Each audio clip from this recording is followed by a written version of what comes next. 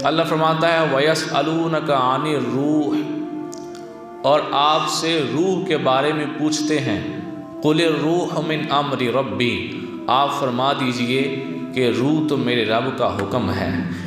جب اس نے چاہنا ہے اس نے بلا لینا ہے، جب رب نے ایک دفعہ کن کہنا ہے بندہ جو مرضی کرتا رہے، پھر روح نہیں اس بندے کی بات سنے گی۔ بندہ سمجھتا ہے شاید یہ میری وفادار ہے کہ میں جیسے کہوں گا ویسے کرے گی، یہ تیری وفادار نہیں ہے، یہ رب کی وفادار ہے کہ اس نے اسے پیدا کیا ہے۔ وہ جیسے ہی کہے گا چل واپس آ جا، اس نے ایک لمحہ بھی تیرے اندر نہیں ٹھہرنا۔ لوگ کہتے ہیں اچھا بھلا تھا، بالکل ٹھیک ٹھاک تھا، میں صبح نماز کے وقت ملا ہوں، بالکل ٹھیک ٹھاک تھا، لیکن کیا ہے وہ چارہ کاٹ رہا تھا، اچانک گرا ہے، فوت ہو گیا ہے۔ پتہ چلا ضرور نہیں کہ بیمار ہو کے بندہ جائے۔ قُلِ الرُّوحُ مِنْ أَمْرِ رَبِّي، روح میرے رب کا حکم ہے، جب چاہتا ہے واپس بلا لیتا ہے۔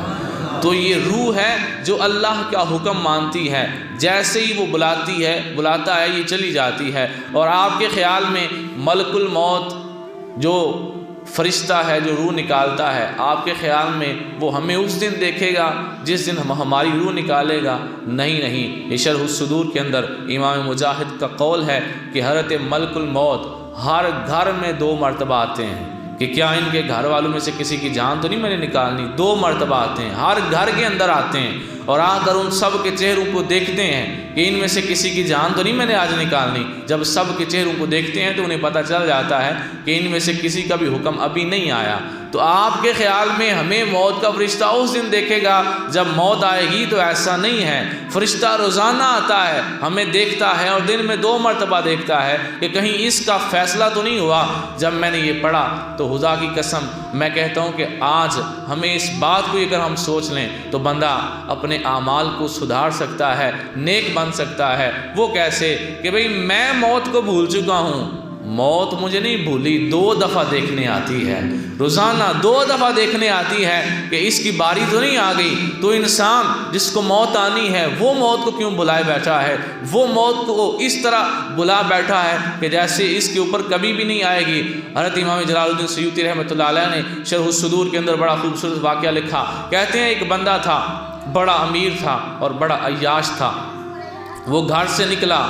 اور سواری پر بیٹھا۔ جب وہ گھر سے نکلا سواری پر بیٹھا، جا رہا تھا، بڑے غرور کے اندر وہ جا رہا تھا، اس کی ناک غرور سے بھری ہوئی تھی۔ سامنے ایک مانگنے والا آ گیا اور اس مانگنے والے نے کہا اللہ کے نام پہ کچھ دے، تو اس نے اسے کہا جا گندے کپڑے والے سائڈ میں ہو جا، اس کی توہین کر دی۔ اللہ کا قرآن کہتا ہے کہ مانگنے والے کو جھڑکی نہ دو، اگر کچھ بھی نہیں دینا تو جھڑکی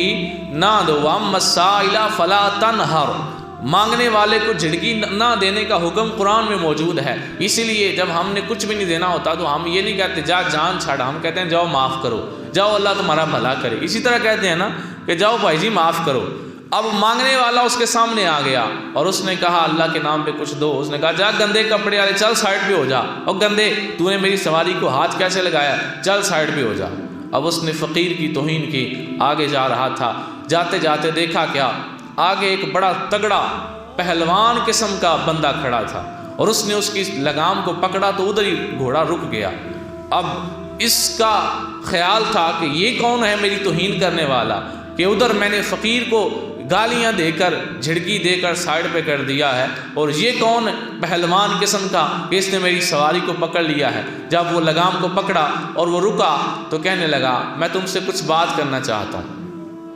وہ کہنے لگا کیوں، کون ہے تو، کیا بات کرنا چاہتا ہے مجھے؟ اس نے کہا میری چھوٹی سی بات سن لو۔ کہا بتاؤ۔ کہا ایسے نہیں، تھوڑا سا کان نزدیک کرو، میں نیچے کھڑا ہوں تم اوپر ہو، تھوڑا سا کان نزدیک کرو۔ اس نے کہا میں تیرا نوکر لگا ہوں، میں کیوں کان نزدیک کروں؟ اس نے کہا چلو پھر جا کے دکھاؤ۔ وہ واگ میں پڑھی ہے، جا کے وہاں، پھر یہ گال نہیں سننی تو جا کے وہاں۔ تو اس نے کہا اچھا ٹھیک ہے، ایسے کان نیچے کیا اور بڑے غرور کے ساتھ افسر بن کے بات سننے کے لیے ایسے کان نیچے کیا۔ ہاں بتا کیا ہے؟ اس نے کان میں کہا میں ملک الموت ہوں۔ ادھر ہی نکل گئی ساری اکڑ۔ وہ جو بڑی اکڑ سے چل رہا تھا، جو فقیر کو گالیاں دے رہا تھا، جو اسے کہہ رہا تھا میں کیوں نیچے ہو کے تیری بات سنوں، ادھر ہی ساری اکڑ نکل گئی۔ اب ہمت بھی نہ رہی، ہاتھ باندھنے لگا اور مجھے اتنی مہلت دے کہ میں سواری سے نیچے اتر کے 2 نفل پڑھ کے اللہ سے گناہوں کی معافی مانگ لوں، پھر میری جان نکال دینا۔ اس نے کہا نا نا نا نا نا، تجھے اتنی مہلت بھی نہیں دوں گا کہ تو سواری سے نیچے اتر جائے، نفل تو بڑی دور کی بات ہے، تجھے نیچے بھی نہیں اترنے دوں گا، یہیں بیٹھے بیٹھے ماروں گا، تو نیچے اتر کے دکھا۔ بڑی اس نے منتیں کی، اس نے کہا نا نا نا، تو بڑا غرور کر رہا تھا، تو مجھے نیچے اتر کے دکھا۔ اللہ اکبر، ادھر ہی بیٹھے بیٹھے فرشتے نے اس کی جان نکال لی اور گھوڑے کے اوپر ہی اس کی لاش پڑی رہی۔ اب وہی فرشتہ، موت کا فرشتہ اگلی بستی میں جاتا ہے، اگلے شہر میں جاتا ہے، اور امام جلال الدین سیوطی فرماتے ہیں کتنی خوبصورت بات ہے کہ وہ اگلے شہر میں جاتا ہے، وہاں ایک بڑا ہی نیک بندہ چلتا چلتا شہر سے باہر آتا ہے، اور یہ فرشتہ جا کر اس کے ساتھ اسی انداز میں بات کرتا ہے، اسے جا کر کہتا ہے کہ میں ملک الموت ہوں۔ اور وہ جو آگے والا تھا وہ کوئی غرور کرنے والا نہیں تھا، وہ کوئی گناہگار بندہ نہیں تھا، وہ اللہ کا نیک بندہ تھا۔ اور اقبال کہتے ہیں موت کو سمجھے ہیں غافل، اختتام زندگی ہے یہ شام زندگی، صبح دوام زندگی۔ اور اقبال کہتے ہیں کہ موت تجدید عہد قضا کا نام ہے، اور اقبال نے کہا کہ موت مرنے کا نام نہیں ہے بلکہ خواب کے پردوں میں بیداری کا ایک پیغام ہے۔ وہ اللہ کا نیک بندہ تھا اور اس نے کہا میں ملک الموت ہوں۔ وہ خوش ہو گیا، اس کے چہرے پر اپنی موت کا پروانہ سن کے مسکراہٹ آ گئی۔ شاعر نے کہا قبر میں سرکار آئیں تو میں قدموں میں گروں، اگر فرشتے بھی اٹھائیں تو میں ان سے یوں کہوں اب تو پائے ناز سے میں فرشتوں کیوں اٹھوں، مر کے پہنچا ہوں یہاں اس دل ربا کے واسطے۔ اور پنجابی کا شاعر کہتا ہے کہ جی کرتا ہے مر جاواں جس دن دا میں سنیا ہے کہ قبر وچ سونے نے دیدار کرانا ہے۔ تو وہ اللہ کا نیک بندہ تھا، اللہ کا ولی تھا، مسکرا پڑا۔ اس نے کہا جی خوش آمدید، نکالیں روح، میں حاضر ہوں۔ اس نے کہا نہیں، ایسے نہیں۔ کہا پھر کیسے؟ کہا آپ وضو کریں، 2 رکعت نفل شروع کریں، جب آپ کا سر سجدے میں ہوگا میں پھر آپ کی روح نکالوں گا۔ وہی فرشتہ، نہ دن گزرا، نہ مہینہ گزرا، نہ سال گزرا، نہ صدی گزری، اسی دن کی بات ہے، پچھلے گاؤں میں تھا، پچھلے شہر میں تھا، اس بندے سے کہہ رہا تھا نہ تجھے اتنی مہلت بھی نہیں دوں گا کہ تو سواری سے نیچے اتر آئے۔ وہ ترلے کر رہا ہے، منتیں کر رہا ہے کہ مجھے 2 رکعت نفل پڑھنے دے، سواری سے نیچے اتر کر ایک سجدہ کر لینے دے۔ فرشتے نے کہا نہیں کرنے دوں گا، ادھر ہی ماروں گا۔ یہ ہے برا بندہ، برے بندے کی موت اس طرح آتی ہے، لیکن جو نیک بندہ ہوتا ہے وہ کھڑا ہوا ہے، وہ کہتا ہے نکال لو روح۔ فرشتہ کہتا ہے نہیں اج مزہ نہیں آنا، تسی وضو کرو نا، تسی نفل شروع کرو، تسی اللہ دے حضور سجدہ کرو، تسی سبحان ربی الاعلی آکھو دے تے میں پھر تواڈی جان کڈاں۔ تو یہ شان ہے نیک بندوں کی روح نکلنے کی کہ جو اللہ کے پیارے بندے ہوتے ہیں۔ حضرت موسیٰ علیہ السلام کی جب روح نکلی تو فرشتہ آیا اور آ کر ان کو ایک پھول دیا، کہا اس کو سونگیں۔ پھول سونگا، اس کے ساتھ ہی روح نکل گئی۔ کوئی تکلیف نہیں، کوئی درد والا مسئلہ ہی نہیں۔ پھول کو سونگنے میں تو بڑا مزہ آتا ہے، پھول کو سونگنے میں کوئی تکلیف نہیں ہوتی۔ پھول سونگا، اسی کے ساتھ روح نکل گئی۔ تو روح موت کا جو وقت ہے اس پر فرشتہ ضرور نکالتا ہے۔ ایک چیز ہم نے پڑھی ہے، اچھا برے کی روح نکلتی کیسے ہے اور اچھے کی کیسے نکلتی ہے، یہ بھی میں نے آپ کی گوش گزار کر دیا۔ اب اگلی جو بات ہے وہ بڑی اہم بات ہے۔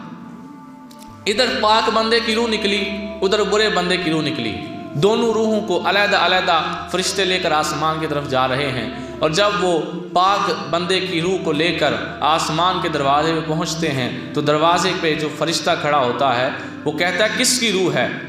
اب اس بندے کا دنیا میں جو نام سب سے پیارا ہوتا ہے، سب سے پیارا، مثال کے طور پر ایک بندہ ہے تو وہ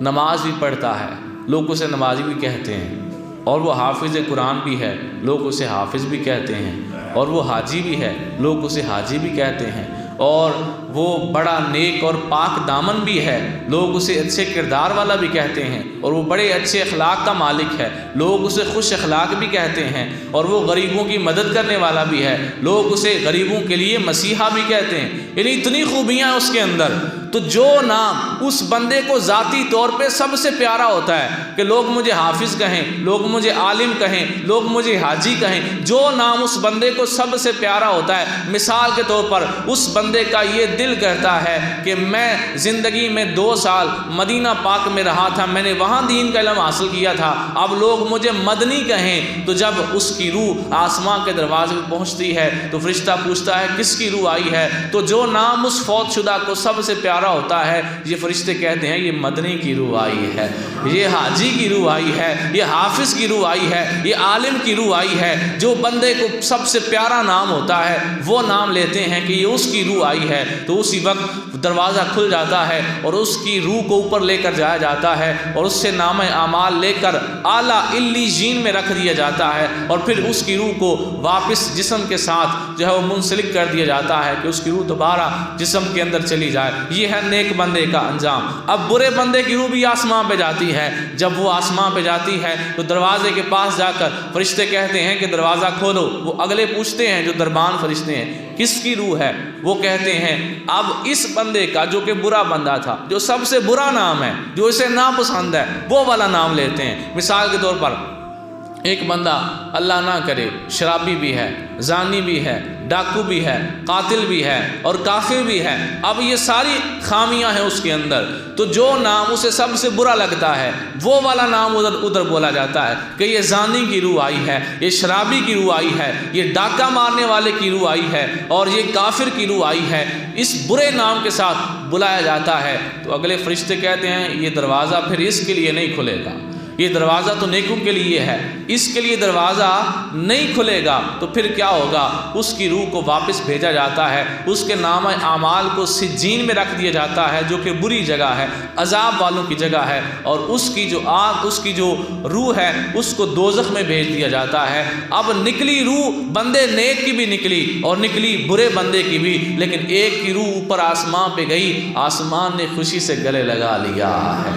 اور یہاں پر مجھے ایک بڑا خوبصورت فرمان یاد آ گیا کہ جب ایک بندہ جو نمازی ہوتا ہے، پرہیزگار ہوتا ہے، وہ جب فوت ہوتا ہے تو جہاں جہاں اس نے نماز پڑھی ہوتی ہے وہ جگہ اس بندے کے غم میں روتی ہے، اور جہاں سے اس کے نامہ اعمال کو فرشتے اللہ کی بارگاہ میں آسمان کے جس دروازے سے لے کر جاتے ہیں وہ دروازہ بھی روتا ہے کہ اب یہاں سے یہ آسمان کے پار نیکیاں جاتی تھیں اس بندے کی، اب وہ نہیں جا سکیں گی۔ تو وہ نیک بندہ جہاں نماز پڑھتا ہے وہ جگہ بھی اس کے لیے روتی ہے کہ اب یہ بندہ فوت ہو گیا ہے، اب یہاں نماز نہیں پڑھ سکے گا، اور آسمان بھی روتا ہے کہ اب یہاں سے اس کی نیکیاں نہیں گزر سکیں گی۔ تو میں کہتا ہوں وہ کتنا خوش بخت بندہ ہے جو اگر مرے تو اس کے لیے جو مسجد روئے وہ مسجد مدینہ پاک کی مسجد ہو، اور اس کے لیے جو مسجد روئے وہ مسجد خانہ کعبہ ہو کہ وہ وہاں نمازیں پڑھتا ہو، اور جس نے ایک دفعہ بھی نماز وہاں پہ پڑھ لی ہے جب وہ دنیا سے جائے گا تو وہ جائے نماز اس بندے کے لیے رو رو کر اللہ سے بخشش کی دعا مانگا کرے۔ تو اس لیے نیک بندے کا تو بڑا پروٹوکول ہے۔ اور اگلی جو میں بات عرض کرنے لگا ہوں، میرے آقا صلی اللہ تعالیٰ علیہ وآلہ وسلم ارشاد فرماتے ہیں جب مردے کو غسل دیا جاتا ہے، جب اسے کفن دیا جاتا ہے، اور جب اس کا جنازہ اٹھایا جاتا ہے، اور جب اس کو قبر میں اتارا جاتا ہے، تو جو لوگ یہ کام کر رہے ہوتے ہیں، جو غسل دے رہے ہیں، جو قبر میں اتار رہے ہیں، جو کفن پہنا رہے ہیں، سب کو وہ فوت شدہ بندہ جانتا ہے کہ یہ کون ہے، انہیں دیکھ رہا ہوتا ہے، روح جان رہی ہوتی ہے۔ تو یہاں پر میں بچوں سے کہوں گا اگر آپ کا باپ فوت ہو جائے اور وہ پڑا ہوا ہو پھٹے کے اوپر اور اسے غسل دینے میں آپ ساتھ شامل نہ ہو، کوئی اور بندہ آیا ہوا ہو اور وہ غسل دے رہا ہو، تو آپ کے باپ کی روح تڑپ رہی ہوگی کہ تیرے ہوتے ہوئے تو مجھے غسل نہیں دے رہا، تیرے ہوتے ہوئے کوئی اور مجھے غسل دے رہا ہے، سامنے باپ کی روح کھڑی تڑپ رہی ہے۔ تو لہٰذا دین کے علم کو بھی سیکھیں، خود یہ کام کریں۔ جو باپ اپنے بیٹے کا جنازہ خود، جو بیٹا اپنے باپ کا جنازہ خود پڑھائے وہ بڑا خوش قسمت باپ ہوتا ہے، اور جس کو خود بچے غسل دیں، کسی اور کو ستر نہ دیکھنے دیں، وہ کتنا خوش قسمت باپ ہوتا ہے۔ لہٰذا سرکار فرماتے ہیں وہ غسل دینے والوں کو، وہ کفن پہنانے والوں کو، وہ جنازہ اٹھانے والوں کو، اور وہ قبر کے اندر اتارنے والوں کو، سب کو وہ فرشتہ جانتا ہوتا ہے۔ اور جب اس کی میت کو قبرستان کی طرف لے کر جایا جاتا ہے، اسی وقت میت کو پتہ چل جاتا ہے کہ مجھے قبر میں جا کے عذاب ہوگا یا وہاں پہ باغات ہوں گے، میرے لیے کیا ہوگا۔ تو سرکار علیہ الصلوۃ والسلام فرماتے ہیں جب اس کو خوشخبری دی جاتی ہے کہ تیرے لیے جنت کے باغات ہیں اور تیرے لیے وہاں پھولوں کے گلدستے ہیں، تو لوگ جنازہ آہستہ لے کر جاتے ہیں تو وہ قسمیں دیتا ہے، اللہ کی قسم جلدی کرو، وہ خدا کا واسطہ ہے جلدی کرو، یعنی وہ خوش ہوتا ہے کہ جلدی جلدی مجھے قبر کے اندر لے کر جایا جائے۔ اس کے برعکس وہ بندہ جسے بتا دیا جاتا ہے کہ تیرے لیے وہاں آگ تیار ہے، تو وہ خدا کے واسطے دیتا ہے، اور خدا کا واسطہ ہے نہ لے کے جاؤ، ادھر رکھ دو، نہ مجھے لے کر جاؤ۔ میں اور آپ اپنا محاسبہ کریں، جب میں اور آپ دنیا سے جائیں گے اس وقت ہمارا حال کیا ہوگا؟ کیا ہم خوشی سے کہہ رہے ہوں گے کہ جلدی جلدی لے کر جاؤ، یا ہم رو رہے ہوں گے کہ خدا کا واسطہ نہ لے کر جاؤ، خدا کی قسم ہے نہ لے کر جاؤ؟ اپنا محاسبہ کریں کہ ہم کہاں کھڑے ہیں۔ اور جب میت کو لے کر جایا جاتا ہے، حضرت داؤد علیہ السلام نے اللہ سے سوال پوچھا تھا، میرے آقا علیہ السلام نے اس حدیث پاک کو بیان فرمایا کہ داؤد علیہ السلام نے اللہ سے پوچھا، میرے مولا، جو بندہ تیری رضا کے لیے جنازے کے ساتھ چلتا ہے، تیری رضا کی خاطر، آج تو لوگ دکھانے کے لیے ساتھ ساتھ ہوتے ہیں کہ جنہ دا مرے نا انہوں نے پتہ لگ جائے کہ میں جنازے میں آئے ہیں۔ ایک دفعہ انہیں کندھا دے بھی لیا نا تو دوسری وجہ سے انہوں نے پتر نہیں ہوتا، پھر جا کے کوئی کندھا دینا ہے وکھانے واسطے میں پتہ لگ جائے میں آئے ہیں۔ ایسے کندھا دینا بڑا ثواب کا کام ہے۔ سرکار فرماتے ہیں جس نے 40 قدم کسی میت کو کندھا دے کر چلا، اللہ اس کے 40 کبیرہ گناہ معاف کر دیتا۔ تو بڑی فضیلت ہے اس کی، اور طریقہ یہ ہے کہ پہلے جو دائیں سائڈ ہے اس کے آگے والی سائڈ پہ کندھا دیں، اور پھر دائیں سائڈ کے پیچھے والی سائڈ پہ، پھر بائیں سائڈ کے آگے والی سائڈ پہ، اور پھر پیچھے والی سائڈ پہ 10 قدم اس طرح پورے کر کے 40 قدم پورے کریں، تو یہ بڑا ثواب کا کام ہے۔ داؤد علیہ السلام نے اللہ سے پوچھا، مولا اگر کوئی بندہ تیری رضا کی خاطر جنازے کے ساتھ چلتا ہے تو اسے تو کیا انعام عطا فرماتا ہے؟ اللہ تعالیٰ نے فرمایا کہ اے میرے نبی، جو بندہ میری رضا کی خاطر جنازے کے ساتھ چلتا ہے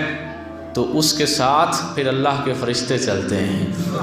اور جب وہ مر جائے گا پھر اس کے جنازے میں فرشتے چلیں گے کہ وہ لوگوں کے جنازوں میں میری رضا کی خاطر چلتا تھا، اور جب اس کی روح نکل کر دوسری ارواح میں چلی جائے گی تو جس طرح ایک جلسہ، ایک مجمع ہوتا ہے، وہاں پر کافی ساری روحیں اکٹھی ہوں گی، ان میں ایک اس بندے کی روح ہوگی جو اللہ کی ذات کے لیے، اللہ کی رضا کے لیے جنازے کے ساتھ چلتا تھا۔ فرشتے آئیں گے اور ان سب روحوں کے سامنے اس اکیلے بندے کے اوپر درود پڑھیں گے، اس اکیلے بندے کی شان بیان کریں گے کہ یہ اللہ کی خاطر جنازے کے ساتھ کندھا دے کر چلنے والا بندہ ہے۔ تو اتنی عظمت ہے جو جنازے کے ساتھ کندھا دیتا ہے۔ اور پھر جب قبر میں اتار دیا جاتا ہے، یہ ساتھ ساتھ میں سارا روح کا تعلق بیان کر رہا ہوں کہ روح اس وقت کیا سوچ رہی ہوتی ہے جب قبر کے اندر ڈال دیا جاتا ہے، تو اس کے بارے میں میرے آقا صلی اللہ تعالیٰ علیہ وآلہ وسلم نے، بلکہ قبر میں ڈالنے سے پہلے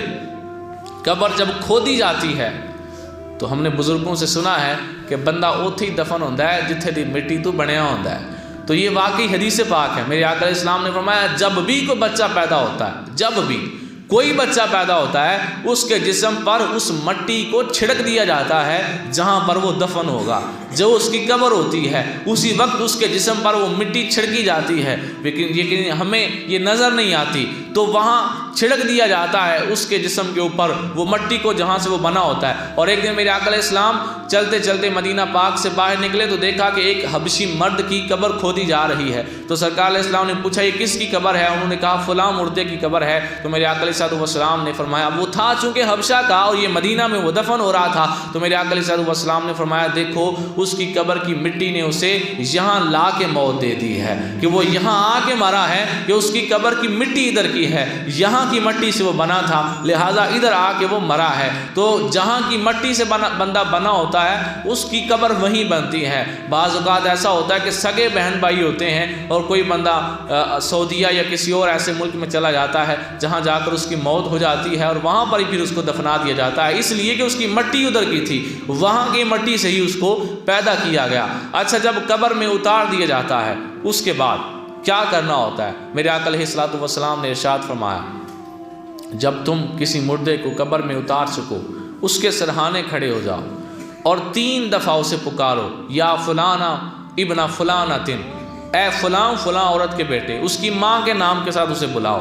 ٹھیک ہے؟ اور اگر ماں کا نام نہیں آتا تو حضرت حوا علیہ السلام جو ہر انسان کی ماں ہیں ان کا نام لے لو، ان کے نام سے بلاؤ، 3 مرتبہ بلاؤ، یا فلانا ابن فلانتن، 3 دفعہ بلاؤ، پھر وہ قبر میں اٹھ کر بیٹھ جائے گا اور پوچھے گا بتا تو مجھے کیا کہنا چاہتا ہے؟ سرکار علیہ السلام نے فرمایا پھر اسے کہو اذکر ما خرجت علیہ من الدنیا، یاد کر تو دنیا میں گیا ہے کس حال سے گیا ہے، شہادت اللہ الہ الا اللہ وان محمد الرسول اللہ، تو دنیا سے گیا ہے تو کہتا تھا کہ اللہ ایک ہے اور محمد صلی اللہ علیہ وسلم اللہ کے رسول ہیں، وانک رضیت باللہ ربا، اور تو اس بات پہ راضی تھا کہ اللہ تیرا رب ہے، وبالاسلام دینا، اور اسلام تیرا دین ہے، وبمحمد النبی، اور محمد صلی اللہ علیہ وسلم تیرے نبی ہیں، وبالقرآن امامہ، اور قرآن تیرا امام ہے۔ میرے آقا علیہ الصلوۃ والسلام فرماتے ہیں جب تم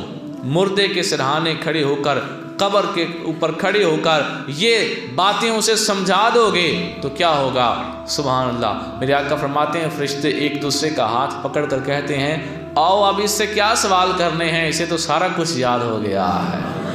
تو یہ حدیث پاک ہے باقاعدہ، اور پہلے بھی شاید میں نے ایک دو دفعہ بیان کی ہے کہ قبر پر آذان پڑھنا کوئی بری بات نہیں ہے، اچھی بات ہے، پڑھنی چاہیے، لیکن آذان سے بہتر ہے یہ حدیث پاک پڑھنا کہ سرکار علیہ السلام نے فرمایا کہ اسے یہ چیزیں یاد کرواؤ۔ اب ہوا یہ کہ ہمارے علاقوں میں ایسے ائمہ مساجد آ گئے جن کو دین کے علم کا پتہ تھوڑا تھا، تو انہوں نے کہا چلو اب یہ حدیث کہاں عربی یاد کرنی ہے، اذان ہی پڑھ دو، ٹھیک ہے۔ تو اذان پڑھنے میں ایسی ممانعت نہیں ہے۔ مفتی احمد یار خان نعیمی رحمۃ اللہ علیہ انہوں نے اس بات کو باقاعدہ بیان کیا ہے کہ قبر کے اوپر اذان پڑھنا یہ جائز ہے، جال حق شریف کے اندر انہوں نے لکھا ہے، لیکن میں یہ کہہ رہا ہوں کہ اس سے بہتر ہے یہ حدیث پاک پڑھنا جو کہ سرکار علیہ السلام نے فرمایا اگر تم یہ حدیث پڑھ دو گے تو فرشتے ایک دوسرے کا بازو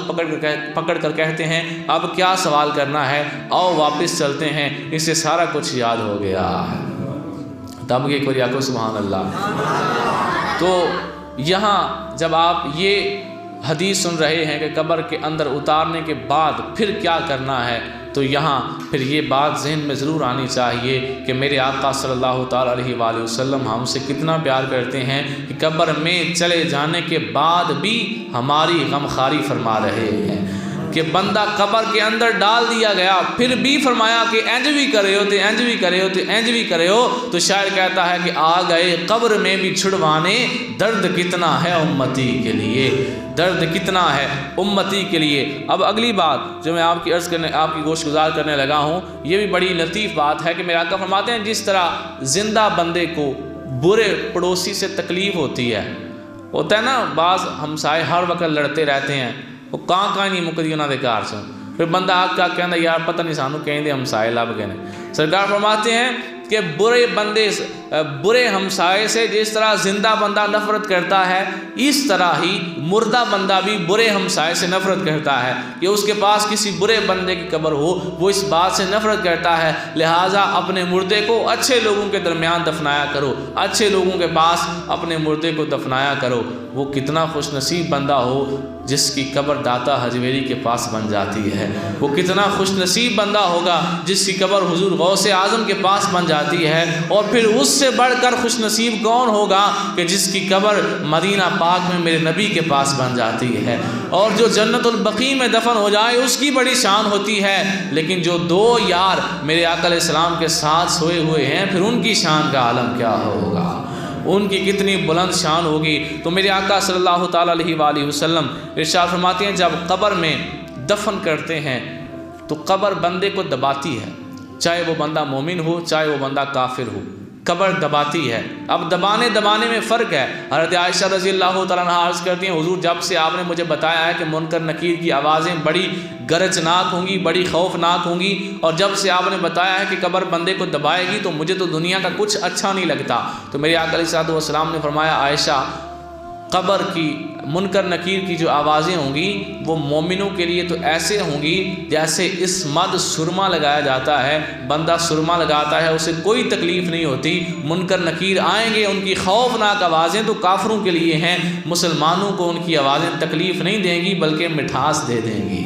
اور پھر فرمایا کہ جو قبر کا دبانا ہے وہ کافر کے لیے ایسے ہے کہ قبر اسے غصے سے دبائے گی، اور ایسا دبائے گی کہ قبر آپس میں مل جائے گی۔ قبر جہاں بندے کو دفن کیا جاتا ہے تو اتنی بڑی جگہ ہوتی ہے، درمیان میں بندے کا جسم ہوتا ہے، وہ آپس میں مل جائے گی، اتنا سخت کافر کو دبائے گی، لیکن میرے آقا فرماتے ہیں جو بندہ مومن ہوگا قبر اسے ایسے دبائے گی۔ ہائے ہائے کیسا نقشہ بیان کیا حضور علیہ السلام نے۔ فرمایا اگر بچہ ہو اور بچے کا سر درد کرنے لگ جائے تو وہ اپنی ماں کے پاس جاتا ہے، ماں میرا سر درد کر رہا ہے، تو ماں اسے اپنی آغوش میں لے کر پیار سے سر پہ ہاتھ پھیرتی ہے، تو جس پیار سے ماں اپنے بیٹے کو جفا لگاتی ہے، قبر مومن کو اس طرح گلے لگاتی ہے، مومن کو اس طرح دباتی ہے۔ تو مومن کو قبر میں جا کر بھی جس طرح کے حالات کا سامنا کرنا تھا میرے آقا علیہ السلام نے وہ پہلے ہی بتا دیا۔ اب اس سے اگلی جو بات ہے وہ میرے آقا صلی اللہ تعالیٰ علیہ وآلہ وسلم نے ارشاد فرمایا کہ بلکہ یہ حدیث پاک غزوہ بدر کے حوالے سے میں پہلے آپ کی گوش گزار کر دوں۔ جب غزوہ بدر کا اختتام ہوا تو کافروں کی لاشوں کو اکٹھا کر کے نبی پاک علیہ السلام نے ان سے خطاب کیا، ان سے باتیں کی۔ سرکار نے میں نے تو اپنے رب کے وعدے کو سچا پا لیا ہے، بتاؤ تم جسے رب مانتے تھے تمہارا وعدہ سچا ہوا ہے؟ حضرت عمر فاروق رضی اللہ تعالیٰ عنہ بول اٹھے، اور اگر نہ بولتے تو آج ہمارے اوپر جو اعتراض کرتے ہیں کہ تم قبروں پہ جا کے سلام کرتے ہو، یہ تو تم خود قبر میں اتارتے ہو، یہ کیا تمہارے سلام کا جواب دے سکتے ہیں؟ یہ کہاں تمہاری بات سنتے ہیں؟ حضرت عمر فاروق اس وقت سوال نہ کرتے تو آج ہم جواب نہ دے سکتے۔ حضرت عمر فاروق نے سوال کیا، حضور یہ مردہ ہیں، کیا یہ بات آپ کی سن رہے ہیں؟ میرے آقا علیہ السلام نے فرمایا عمر اتنا تو نہیں سن رہا جتنا یہ سن رہے ہیں۔ تو میں کہتا ہوں جب کافر مرنے کے بعد کافر بھی بات کو سنتا ہے تو اللہ کا ولی تو اچھے درجے سے سنتا ہے، اللہ کا ولی تو ضرور سنتا ہے۔ بلکہ یہاں میرے ذہن میں بات آ گئی، حضرت احبان بن سیفی، بات میں نے پہلے سنائی، یہ بس اشارہ کر رہا ہوں۔ ان کو جب وقت وصال آیا تو مریدین نے زبردستی قمیض پہنا دی، کفن میں سلی ہوئی قمیض، انہوں نے کہا تھا مجھے نہیں پہنانی، زبردستی پہنا دی گئی۔ جب وہ دنیا سے چلے گئے، جب ان کو دفن کر دیا گیا، دفن کر کے واپس ان کے حجرے میں آئے جہاں وہ عبادت کیا کرتے تھے، تو وہ قمیض جو اپنے ہاتھوں سے پہنا کر انہیں دفنا کر آئے تھے، آ کے ان کا حجرہ کھولا تو سامنے لٹکی ہوئی نظر آ رہی تھی۔ تو اللہ کے ولی زندہ ہوتے ہیں، ان کی یہ شان ہوتی ہے، وہ ضرور سنتے ہیں۔ میں تو عرض کر رہا ہوں کافر بندہ بھی سنتا ہے، کافر کی بھی روح مرنے کے بعد یہ نہیں کہ اس کا بالکل تعلق ہی ختم ہو گیا، اس کو جزا اور سزا دی جاتی ہے۔ اور اگر قبر کے عذاب اور قبر کے اندر جو جنت کے اندر جو مومن کے لیے کھڑکی کھولی جاتی ہے جنت کی قبر میں، اور کافر کے لیے جو دوزخ کی کھڑکی کھولی جاتی ہے، اگر روح نہ ہو تو پھر ہڈیوں کو کیا مسئلہ؟ ہڈیوں کو تو کوئی مسئلہ نہیں، عذاب ہو جائے تو ہڈیوں کو کیا مسئلہ ہے؟ تکلیف اصل میں روح کو ہوتی ہے۔ اگر سمجھ نہیں آئی تو میں سمجھا دیتا ہوں۔ کبھی کبھی بندے کا آپریشن ہوتا ہے نا، تو ڈاکٹر ایک ٹیکا لگاتا ہے اور نیچے والا دھڑ جو ہے وہ سن ہو جاتا ہے، ایسا ہی ہے نا؟ انہوں سے چھری پھیرے، کنڈا چوبے یا بلیڈ مارے، بندے نے کوئی پیڑ نہیں ہوتی، حالانکہ روح نکلی نہیں ہے، روح اندر ہی ہے، لیکن اس نے نیچے والے حصے کو سن کر دیا ہے۔ تو جب تک انسان کا جسم روح کے بغیر ہے، جو مرضی ہو جائے اسے تو تکلیف ہوتی نہیں ہے، کچھ بھی نہیں ہوگا اسے۔ اگر روح ہوگی تو تکلیف ہوگی۔ لہٰذا قبر کا عذاب تب ہوتا ہے، قبر میں جنت کی کھڑکی تب کھلتی ہے جب بندے کا روح کے ساتھ تعلق وابستہ ہوتا ہے۔ لہٰذا مرنے کے بعد بھی روح کا جو ہے وہ تعلق ہوتا ہے۔ اور میرے آقا علیہ السلام نے فرمایا جب کوئی بندہ قبر پر جاتا ہے اور جا کر سلام کرتا ہے اور اس کے پاس بیٹھ کر کچھ پڑھتا ہے تو قبر والا اس سے انسیت حاصل کرتا ہے۔ اب انسیت کا کیا مطلب ہے میں آسان کر کے سمجھا دوں۔ ویسے انسیت کا مطلب تو پیار ہوتا ہے، لیکن آسان کر کے اگر سمجھاؤں تو یہ مطلب بنے گا کہ آپ کے گھر میں مہمان آ جائے،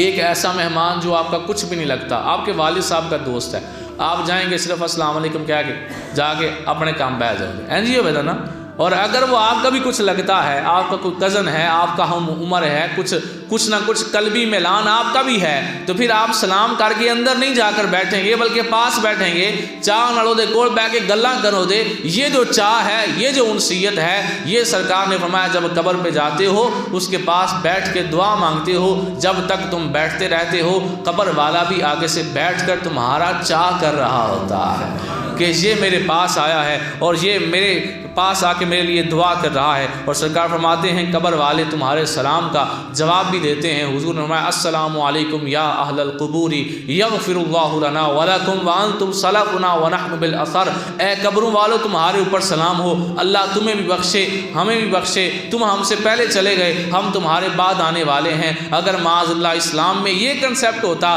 کہ قبر والے سنتے نہیں، سلام کا جواب دیتے نہیں، تو اللہ کے نبی تو کم از کم سلام نہ کرتے، حضور بھی سلام کر رہے ہیں، پتہ چلا قبر والے سنتے بھی ہیں اور سلام کا جواب بھی دے دیتے ہیں۔ اچھا، مولا علی پاک رضی اللہ تعالیٰ عنہ آپ کا یہ فرمان میں سمجھیں کہ میری پوری تقریر کا خلاصہ ہے، کیونکہ میرا یہ موضوع اس لیے نہیں تھا کہ کانوں کو چسکا مل جائے، اس لیے تھا کہ ہمیں پتہ چلے کہ مرنے کے بعد روح ختم نہیں ہوتی، ہمارے آباء و اجداد کا، ان کی روحوں کا ہمارے گھر کے ساتھ تعلق ہوتا ہے، ہم مریں گے تو ہمارا بھی ہوگا، جس طرح کے کام کیے ہوئے ہیں وہ رزلٹ جاتا ہے۔ یہ جو میں بات عرض کرنے لگا ہوں محبت کے ساتھ سماعت فرمائیں۔ مولا علی فرماتے ہیں دو دوست تھے اور بڑے ہی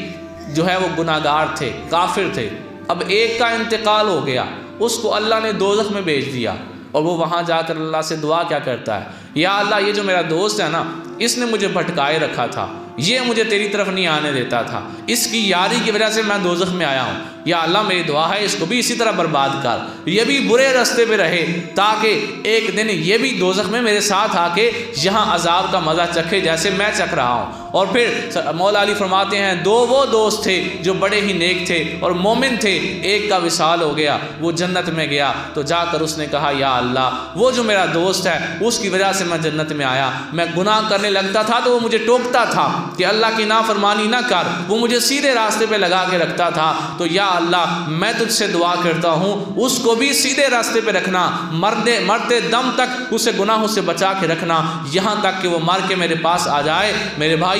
دوستی اس سے کرنا جو جنت میں جا کر بھی تیرے لیے دعا کرتا ہے، اور دوستی اس سے نہ کرنا جو اگر تجھ سے پہلے مر جائے تو اگلے جہاں میں جا کے تیرے لیے بد دعائیں کرتا رہے کہ یہ مجھے برے راستے پہ لگاتا تھا لہٰذا یہ بھی میرے ساتھ دوزخ میں آئے۔ دوستی ایسے بندے سے کرو اگر تم پہلے چلے جاؤ تو جنت میں جا کے تمہیں اس کی یاد آئے، اور اگر وہ پہلے چلا جائے تو جنت میں جا کے اسے تمہاری یاد آئے، اور ایک جنتی کی دعا کی وجہ سے اللہ دوسرے بندے کو بھی جنتی بنا دیتا ہے۔ اور سرکار صلی اللہ علیہ وسلم نے فرمایا جب کوئی بندہ مرتا ہے وہ جا کر اپنے پہلے فوت شدگان سے ملاقات کرتا ہے، اور وہ اس سے پوچھتے ہیں بتاؤ فلاں بندہ کیسا ہے، بتاؤ فلاں بندہ کیسا ہے، اس کی شادی ہوئی کہ نہیں، اس کے بچے کتنے ہیں، وہ سب گھر والوں کا پوچھتا ہے، اور یہ جو نیا فوت ہوا ہوتا ہے یہ جا کے سب کا بتاتا ہے، ہاں وہ فلاں بندہ یہ کرتا ہے، فلاں یہ کرتا ہے، فلاں یہ کرتا ہے۔ لیکن اگر کسی فوت شدہ کو یہ پتہ چلتا ہے کہ اس کا بیٹا نماز نہیں پڑھتا، اس کا بیٹا حرام کاری کرتا ہے، اس کا بیٹا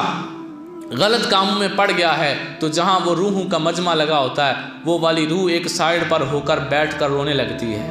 اللہ اکبر، جس کا باپ دنیا سے جا چکا ہے اور وہ آج بھی دین سے منہ موڑے ہوئے ہے، آج بھی نماز نہیں پڑھتا، آج بھی دین کے حکموں کی خلاف ورزی کرتا ہے، تو وہ یہ نہ سمجھے کہ اس کا صرف مجھے نقصان ہے، میرے باپ کو تو کوئی مسئلہ نہیں ہے۔ سرکار کی حدیث سنا رہا ہوں، یہ شرح الصدور کے اندر ہے، سرکار فرماتے ہیں اس کا باپ قبر میں روتا ہے، اس کی ماں قبر میں روتی ہے کہ وہ ابھی تک دین سے منہ موڑے ہوئے ہے، اور پھر کوئی ایسا بندہ جو بڑا اچھا ہے، جو بڑا نیک ہے، جب اس کا بتایا جاتا ہے تو اس کا باپ، اس کی ماں، اس کے گھر والے اتنے خوش ہوتے ہیں کہ دوسرے اسے ایسے مبارک دیتے ہیں جیسے بیٹے کی پیدائش پہ مبارک دی جاتی ہے، جیسے بیٹے کی پیدائش پہ لوگ خوشیاں بانٹتے ہیں ایسے مبارک دی جاتی ہے۔ اور پھر حدیث پاک کا آخری حصہ کیا ہے، وہ بڑا ہی سبق آموز ہے کہ جب ایک بندے کے بارے میں پوچھا جاتا ہے کہ بتاؤ فلاں بندہ کدھر ہے، اب وہ جو پہلے کے فوت شدہ تھے وہ کہتے ہیں فلاں بندہ کدھر ہے، تو جو نیا فوت ہو کے گیا ہوتا ہے وہ کہتا ہے وہ تو مجھ سے اتنے سال پہلے مر گیا تھا، میں مرا ہوں تو میں تم سے مل گیا ہوں، وہ مرا ہے تو وہ تم سے کیوں نہیں ملا۔ بات ہے نا سوچنے والی کہ یہ مرا ہے تو یہ مل گیا، وہ مرا تھا تو وہ کیوں نہیں ملا۔ تو وہ پرانے مردے کہتے ہیں کہیں ایسا تو نہیں کہ وہ مرا ہی نہ ہو، وہ زندہ ہو۔ تو یہ جو نئی روح گئی ہوتی ہے یہ کہتی ہے نہیں ایسا نہیں، میں نے خود اس کا جنازہ پڑھا تھا اور مجھے پتا ہے وہ مر گیا تھا، لیکن تمہارے ساتھ اس کی ملاقات کیوں نہیں ہوئی۔ تو وہ پرانی روحیں کہتی ہیں اگر وہ دنیا میں بھی نہیں، ہمارے ساتھ آ کر بھی نہیں ملا، اس کا مطلب ہے اسے عذاب والی جگہ پہ بھیج دیا گیا ہے۔ اللہ اکبر، اگر جاتے ہی عذاب والی جگہ پہ بھیج دیے جاؤ گے تو پھر ملاقاتیں بھی نہیں ہوں گی اپنے پرانے گئے ہوں کے ساتھ، ملاقات بھی ہوگی اگر دین کے ساتھ وابستہ رہیں گے۔ آخری بات سنا کر حدیث پاک کا اختتام، اب آج کی گفتگو کا اختتام کر رہا ہوں۔ سرکار فرماتے ہیں ہر جمعرات کو جو ہے وہ قبریں آتی،